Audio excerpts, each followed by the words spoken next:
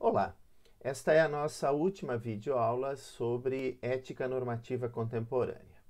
Nas 9 videoaulas anteriores, estudamos 3 reformulações do utilitarismo clássico, 3 transformações da ética moderna deontológica, seja kantiana, seja baseada em direitos naturais, e nas últimas 3 abordamos reabilitações de éticas de virtude, incluindo uma discussão se a ética do cuidado, a ética feminista, é ou não uma ética de virtudes. Bem, hoje, ao invés de fazermos simplesmente uma recapitulação desses temas, eu gostaria de introduzir o tema da ética normativa feita no Brasil contemporâneo. Essa é uma tentativa, então, da gente dar continuidade às discussões sobre a filosofia feita aqui no Brasil. Então, em relação a isso, é importante lembrar que em lições anteriores, por exemplo, na nona, 31ª, 49ª, etc., nós vimos que, em geral, a história da filosofia feita no Brasil é dividida em 3 grandes períodos. O período colonial, nós apresentamos algumas visões de mundo de povos originários, por exemplo, dos Pirahãs, e nesse período também, que vai até 1822, a chamada missão jesuítica, que apresentava aqui uma filosofia bastante medieval ainda, influenciada no tomismo e no aristotelismo, seguindo as orientações de Portugal, então, em especial da Ratio Studiorum, a regra 35, que recomendava o estudo desses autores, que inclusive vimos que foram usados, por exemplo, Aristóteles, para legitimar a escravidão naquele período. Bem, nós vimos também no segundo período, que vai de 1822 a 1889, é chamado período imperial. Nós vimos aí que, então, um pouco antes, com a chegada da família real portuguesa, novas ideias chegaram aqui. Então, temos, por exemplo, o liberalismo. Aqui surgiu, por incentivo da nobreza portuguesa, algumas faculdades, a Escola de Recife, que nós abordamos.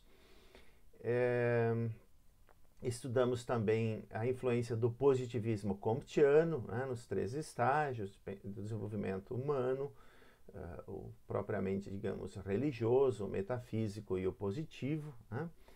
E vimos também o desenvolvimento, no final do período imperial e início do republicano, de uma filosofia que nós podemos dizer que é um pensamento próprio, elaborada por Farias Brito, em especial a crítica que ele faz ao positivismo comtiano, que vai reaparecer hoje, e também o modo como ele desenvolve, em alguma medida, a ética da verdade, embora ele ainda seja devedor de uma certa concepção teleológica de mundo.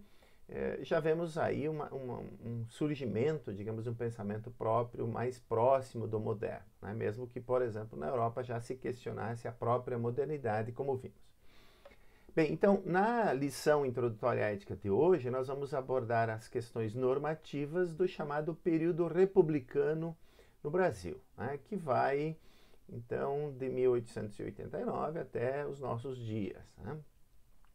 Bem, e aqui também, para terminar essa pequena apresentação, nós de alguma forma já apresentamos algumas contribuições da filosofia feita aqui, quando começamos a tratar da filosofia contemporânea. Em especial, é importante lembrar a teoria tridimensional do direito e depois ampliada para a teoria tridimensional da ética em geral, que além de fatos e valores, pensa então que a norma é um elemento fundamental que deve ser considerado. E discutimos rapidamente, por exemplo, se a lógica deôntica paraconsistente poderia ser considerada uma contribuição original em termos de reflexão ética sobre a moralidade. Bem, então hoje vamos tratar das questões normativas, de ética normativa. E eu vou começar então lembrando, aqui eu vou dividir em 2 grandes partes, digamos, o século XX. Na primeira metade do século XX, nós temos ainda uma falta de profissionalização da filosofia. Claro que a filosofia era feita, né, era até mesmo ensinada no período imperial, né, e em faculdades, mas em grande parte ela era trabalhada por juristas, por diplomatas, por educadores, e não existia uma formação sólida, profissional, digamos, né, de filósofo. Isso acontece mais tarde. Bem, mesmo assim, a gente nota o desenvolvimento de ideias interessantes, né, e aqui eu gostaria, então, começar lembrando que logo depois da proclamação da República, em 89, né, uma espécie de golpe militar e a expulsão da família real portuguesa, foi elaborada uma nova Constituição. Tá? Então, a Constituição Imperial foi deixada de lado, e nessa nova Constituição de 1891, segundo historiadores, eu vou citar aqui Fausto, né, que é um importante historiador brasileiro, a gente percebe claramente a influência de certas ideias modernas, por exemplo, liberais. Né? Até aqui vocês vão lembrar claramente de Locke, né? Da Ética dos Direitos Naturais de Locke. Então, rapidamente, né, eu vou ler. O texto constitucional consagrou o direito dos brasileiros e estrangeiros residentes no país à liberdade, à segurança individual e à propriedade. Bom, então aqui estão os três direitos. Né? Extinguiu a pena de morte, aliás, raramente aplicada no Império. Né? Estado e Igreja passaram a ser instituições separadas, então houve uma secularização clara. Né? Deixou assim de existir uma religião oficial no Brasil. Importantes funções, até então monopolizadas pela Igreja Católica, foram atribuídas ao Estado. Né? E a República só reconheceria o casamento civil, e os cemitérios passaram às mãos da administração municipal. Nele seria livre o culto de todas as crenças religiosas. Né? Bem, então temos aqui um pequeno resumo, né, claro, feito por um historiador, mas que mostra exatamente como certas ideias modernizantes do país começaram a surgir nesse período republicano. Né? Entretanto, o que eu gostaria de fato de sublinhar é uma certa persistência da continuidade da filosofia positivista comtiana, né, que nós abordamos, né, na lição do Farias Brito, e que, enfim, tem principalmente um impacto grande, né, na formação do que a gente poderia chamar de ideologia militarista da República Brasileira. Né? Então, a gente sente principalmente na chamada República Velha, né, que vai até 1930, a forte influência ainda da filosofia comtiana. Né? E, de alguma forma, também ainda no Estado getulista, né, que vai de 30 a 45. Quer dizer, a gente percebe, né, claramente a influência da ideologia militarista e a sua fundamentação a partir da fundamentação comtiana em movimentos como, né, conhecidos na história brasileira como o tenentismo e outros. Né? Bem, vocês vão perceber que essa influência, embora tenha se diluído um pouco, ela continua até os nossos dias. Né? Agora, um ponto então importante em relação a o que acontece a partir da segunda metade do século XX, né, é a profissionalização da filosofia no Brasil. A criação das universidades no Brasil foi algo muito tardio, ao contrário, por exemplo, da América Hispânica. Né? Nós tivemos, né, por exemplo, a criação da Universidade do Brasil, hoje a Universidade Federal do Rio de Janeiro, feita por Getúlio Vargas apenas em 1939. Mais ou menos desse período também é a criação da USP, né? Da atual USP. Então, foi somente a partir da criação dessas universidades que a gente pode dizer que a partir de meados do século passado, século XX, a filosofia iniciou, né, um processo de profissionalização. E essa profissionalização ela foi fortemente marcada, né, por uma influência europeia. Então, por exemplo, né, a chamada missão francesa na USP, não só na filosofia, em outras áreas também, né, fez parte, por exemplo, o antropólogo Claude Lévi-Strauss, quer dizer, é um pensador importante, né, e conhecido, quer dizer, teve nessa missão, né, particularmente na filosofia, uma influência francesa de Goldschmidt, que usou um certo método chamado estruturalista, né, de trabalho na filosofia, que consistia em interpretar a história da filosofia como a história da formação de grandes sistemas filosóficos por grandes pensadores, né? E que então o processo de formação filosófica deveria ser uma leitura atenta aos clássicos, Aristóteles, Kant, etc., né?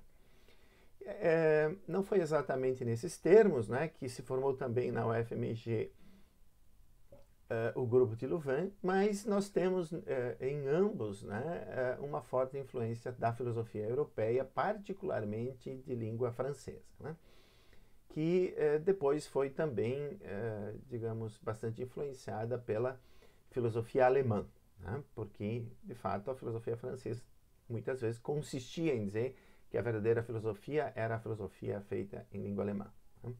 E aqui, talvez em título anedótico, para ilustrar, né, esse método estruturalista, eu poderia citar, por exemplo, né, o modo como Gianotti, né, um dos principais pensadores vivos brasileiros, dizia que nós deveríamos estudar Wittgenstein. Então, se nós queremos entender as investigações filosóficas do Wittgenstein, a obra tardia dele, primeiro nós temos que estudar o Tratatus Lógico-Filosóficos. Se queremos entender o Tratatus, enfim, temos que estudar os fundadores da lógica clássica, Frege e Russell, né? Se quisermos, então, entender a parte crítica do Tratatus, precisamos estudar autores como Schopenhauer e Kant, né? A crítica da razão pura. Se quisermos estudar e entender a crítica à razão pura, é necessário entender o empirismo, o racionalismo, etc., né? Quer dizer, há um peso, né, grande da história da filosofia e principalmente um tipo de trabalho sistemático, né, de investigação da lógica interna dos próprios textos, que caracterizou, né, impactou bastante a formação profissional no Brasil, né? Bom, para algumas pessoas essa é uma das razões, digamos, de não ter surgido ainda um pensamento próprio, algo que a gente poderia, né, talvez de longe, chamar a filosofia brasileira propriamente dita, né? E, é claro, outras explicações, né? Algumas delas passam, por exemplo, por mostrar que mesmo no domínio das artes e em outros locais, né, houve sempre um tipo de assimilação de influências externas, e isso se deve à falta de criatividade, digamos, das pessoas que se dedicaram, né? Claro que há talvez exceções na Semana da Arte Moderna, etc., né? Mas ainda assim a gente percebe uma forte assimilação de alguns valores. No fundo, então, o que a gente precisaria perguntar é por que não se desenvolveu aqui uma ética normativa, né, própria, né? Então, uma das explicações de especialistas em história da filosofia feita no Brasil, por exemplo, Vita, né, é exatamente que o nosso pensamento, mais do que criativo, ele é assimilativo de ideias alheias, né? Então, nós incorporamos o que vem de fora, transformamos e assim por diante. Bem, uma outra explicação, claro, é o predomínio da ideologia militarista, principalmente do positivismo kantiano, que de alguma maneira também é refratário ao desenvolvimento de pensamento crítico, filosófico, criativo propriamente dito e tal, né? Então aqui eu queria citar um autor, né, que trata de das grandes tendências da filosofia no século XX, o professor Urbano Ziles, que diz que, por exemplo, o regime político-militar instaurado em 1964, né, que para alguns instaurou uma ditadura, né, foi um golpe, ao menos se nós pensarmos no AI-5 em 68, etc., né, de fato é uma ditadura porque fechou o Congresso, caçou parlamentares e assim por diante. Né. Esse regime, né, ele é claramente de inspiração positivista, segundo eles. Né. Então, o sistema educacional, considerando como ciências nobres a matemática e a engenharia, né, esta uma como mediadora da teoria da praxis, é todo eivado de positivismo comtiano. Né. Bem, então o que se fez nesse regime foi claramente uma perseguição a intelectuais, principalmente de esquerda, né, mas não só, que se dedicavam às humanidades, à filosofia em particular. Muitos cursos foram fechados, muitos pensadores e pensadoras tiveram que abandonar o Brasil. Né? Então, uma explicação também é a falta de desenvolvimento da filosofia na final da década de 60, 70, é exatamente o tipo de regime político que vigorava aqui. Né?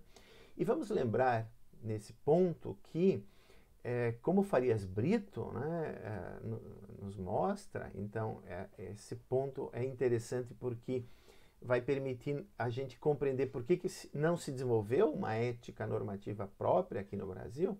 A ética é exatamente a parte nula, a parte fraca do positivismo.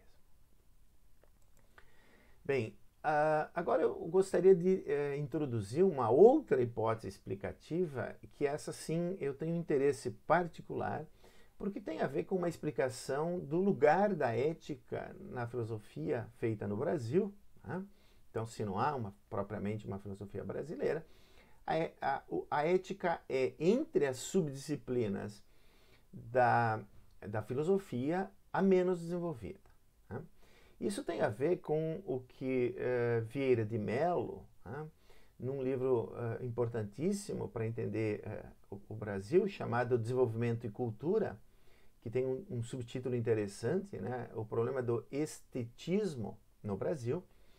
Ele apresenta exatamente essa hipótese, né, que o nosso caráter é estetista. Quer dizer que nós, os brasileiros em geral, né, nós sobrepomos a beleza aos outros valores, a bondade moral, por exemplo. Né? Então, é uma hipótese interessante que merece maior discussão e reflexão, e ela tem uma plausibilidade se nós pensarmos, por exemplo, que no Brasil, por exemplo, a música, né, é uma das contribuições mais originárias.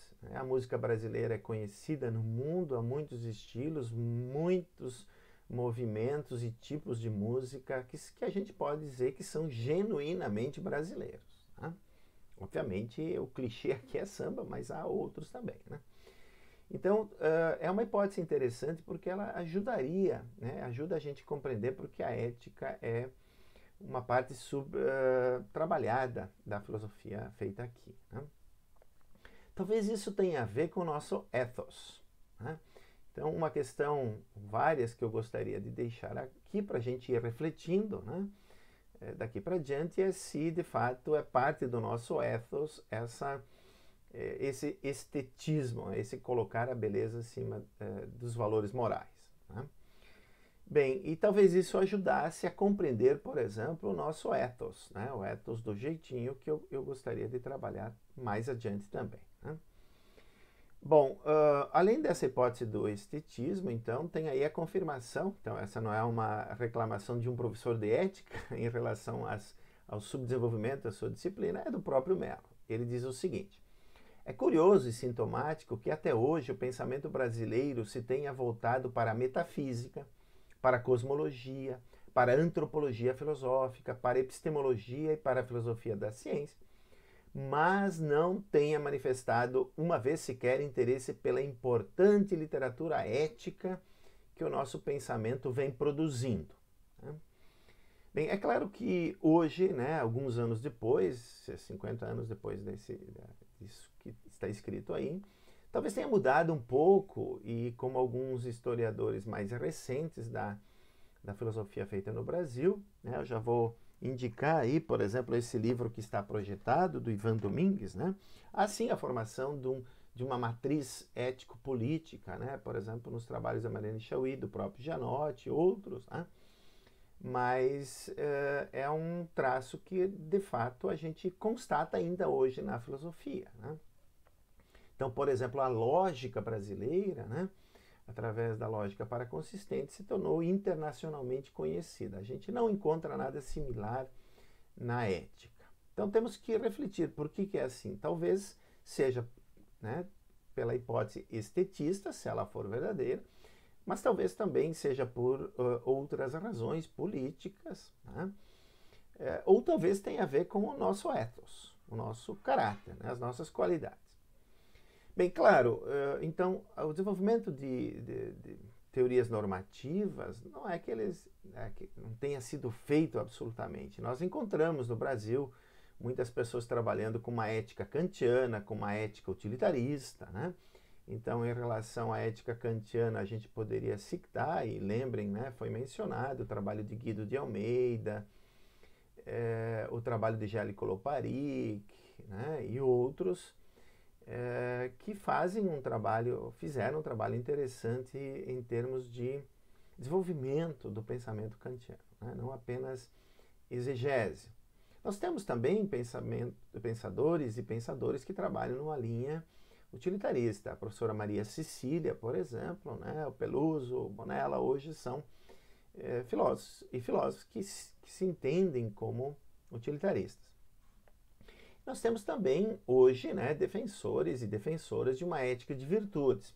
Então, aqueles 3 modelos, né, que foram reconstituídos nas últimas 9 videoaulas, eles encontram no Brasil pessoas que, enfim, trabalharam dentro dessa forma de análise da correção moral dos atos. Né? Bem, e nós temos, segundo algumas pessoas também, alguns desenvolvimentos significativos, se não originais, né, na ética normativa. Então eu vou me basear agora um pouco no que está dito nesse livro, que eu recomendo, Conversas com Filósofos Brasileiros, do Marcos Nobre e do José Rego. Tá? Nós temos aqui uma série de pensadores e pensadoras, a Mariana Chauí, né, que fizeram no final do século XX, assim que a filosofia voltou, né, a partir dos meados de 80, 90, as universidades, foram reabertos cursos de graduação, a pós-graduação, né?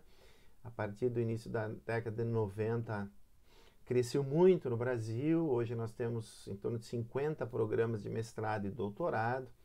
Né? Nós temos uma comunidade grande, né? Muitas pessoas com título de doutorado e tal. Quer dizer, a situação, né, no final do século XX, início do século XXI, melhorou bastante.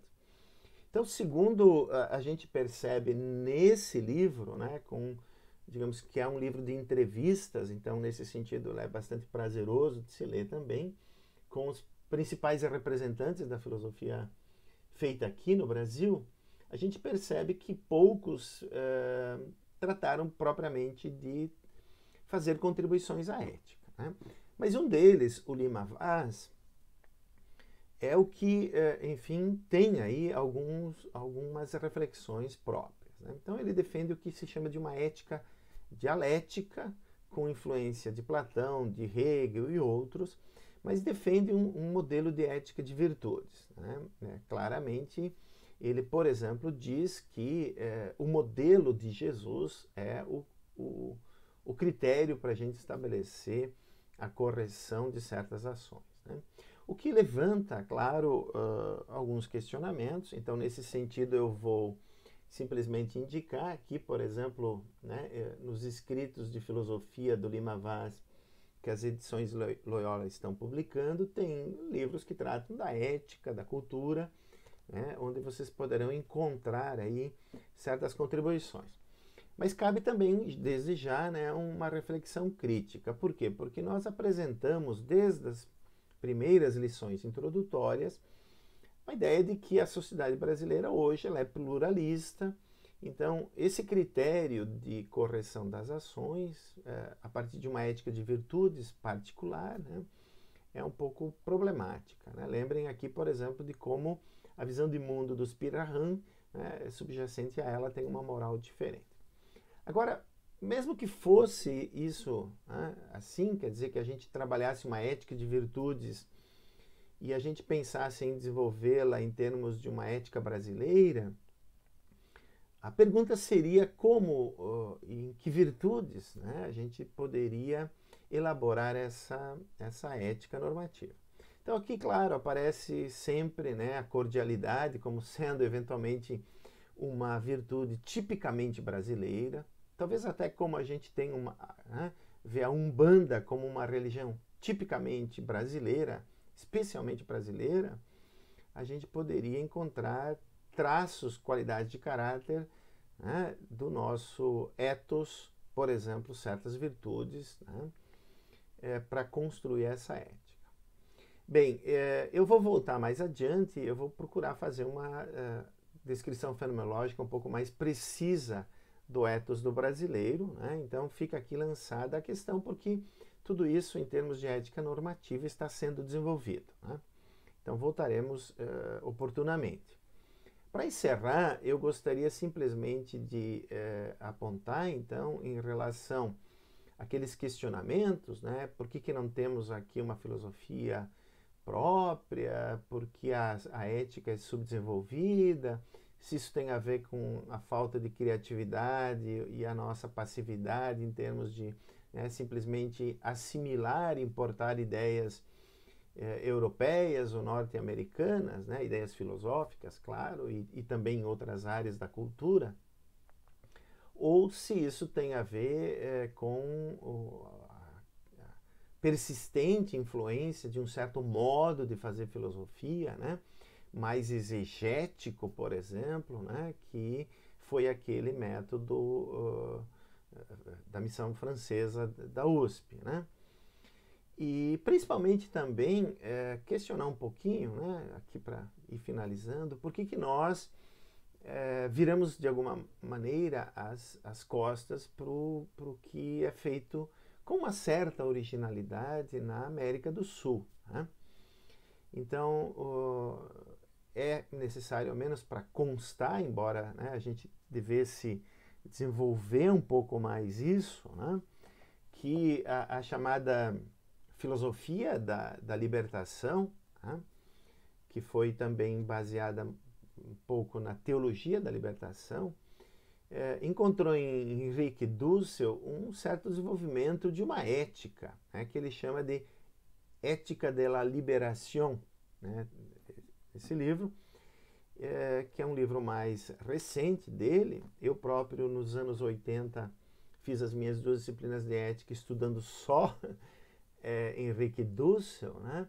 Mas não é por isso, o pensamento dele evoluiu, e eu gostaria de ao menos mencionar aqui como uma tentativa de criar uma filosofia desde um ponto de vista da América Latina, não gosto muito dessa expressão, né, da América do Sul global, talvez, sei lá, quer dizer, da nossa região aqui, né, dentro da compreensão do planeta todo, mencionar o chamado princípio da liberação, né, que, segundo Dussel, então, estabelece como norma fundamental da correção das ações o seguinte: é obrigatório para todos nós, todos os seres humanos, né, embora muito frequentemente assumem essa responsabilidade crítica somente os participantes de uma comunidade de vítimas, né, transformar por desconstrução negativa e logo então por uma nova construção positiva as normas, ações, microestruturas, instituições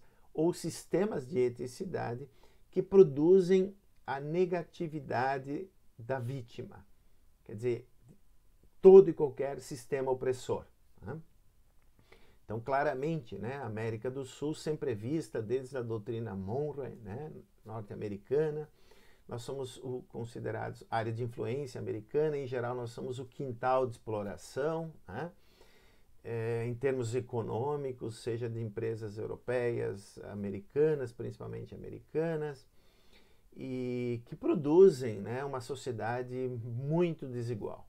Então, segundo Dussel, né, é um dever moral, né, a gente trabalhar pela libertação das pessoas que são vítimas, né, aqui na América Latina. Seja, por exemplo, de imigrantes bolivianos que trabalham em fábricas clandestinas em São Paulo, seja toda e qualquer opressão, né? E é claro, então, o interessante aqui é esse potencial emancipatório, né, que vem junto com a ética da libertação.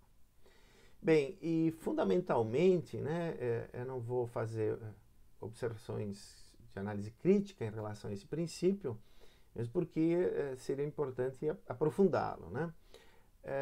Eu gostaria só de, então, acabar dizendo que, no final das contas, olhando ao menos para o século XX no Brasil, a gente precisa hoje caminhar no sentido de fazer uma reorientação da formação que a gente tem no Brasil, né? Principalmente, claro, continuar dando atenção à história das ideias. Nesse sentido, a gente fez isso até aqui, né, nas nossas lições introdutórias à ética, mas também dar um peso ao filosofar, né? Por isso que o título dessa sessão vamos, né, ter a coragem, né, de procurar exercer um pensamento autônomo, né? Criar um tipo de filosofia. Isso vem basicamente, claro, a partir da reflexão sobre a nossa realidade, né? Seja a nossa realidade no sentido da desigualdade econômica, seja a nossa realidade filosófica, que vez por outra, né, nós somos expulsos da cultura pela ideologia militarista ou autoritária, né? Então basta aqui lembrar que foi somente em 2006 que a filosofia voltou ao ensino médio, mas na última reforma, por exemplo, né, do ensino médio, ela foi novamente retirada como disciplina obrigatória. E hoje ela no Brasil, né, a filosofia junto com as humanidades, claramente atacada, né? E isso tem a ver, sim, com a persistência de uma certa filosofia comtiana. Vamos lembrar aqui do primeiro ministro da Educação do atual governo Bolsonaro. Ele era um castilhista, né? Júlio de Castilhos era um filósofo que seguia o positivismo comtiano, né? Então a gente sente ainda essa influência. Hoje, ela nos impacta.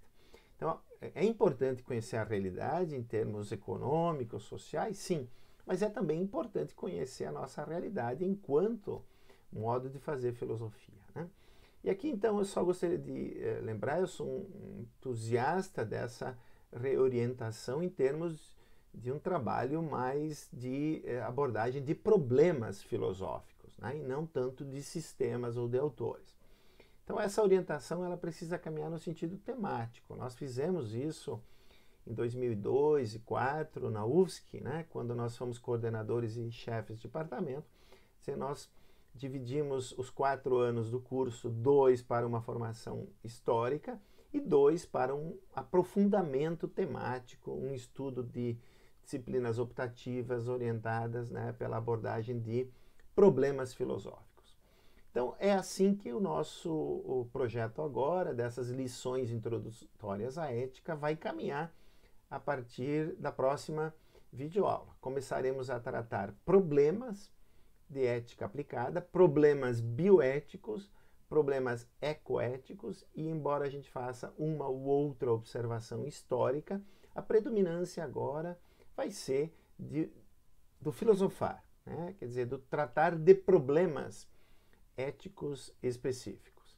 Então, convido vocês a continuarem seguindo o nosso canal, né, assistindo essas videoaulas, que, claro, são uma atividade assíncrona para quem faz o curso de filosofia, mas eu espero que tenha também, e vai ter muito mais a partir de agora, uma certa utilidade como um projeto de extensão, quer dizer, disponibilizar essas videoaulas para a comunidade brasileira em geral, né, que quiser e que minimamente se interessa pelos debates éticos. Então, por enquanto, muito obrigado e continuamos a partir da próxima videoaula com questões de bioética. Até lá!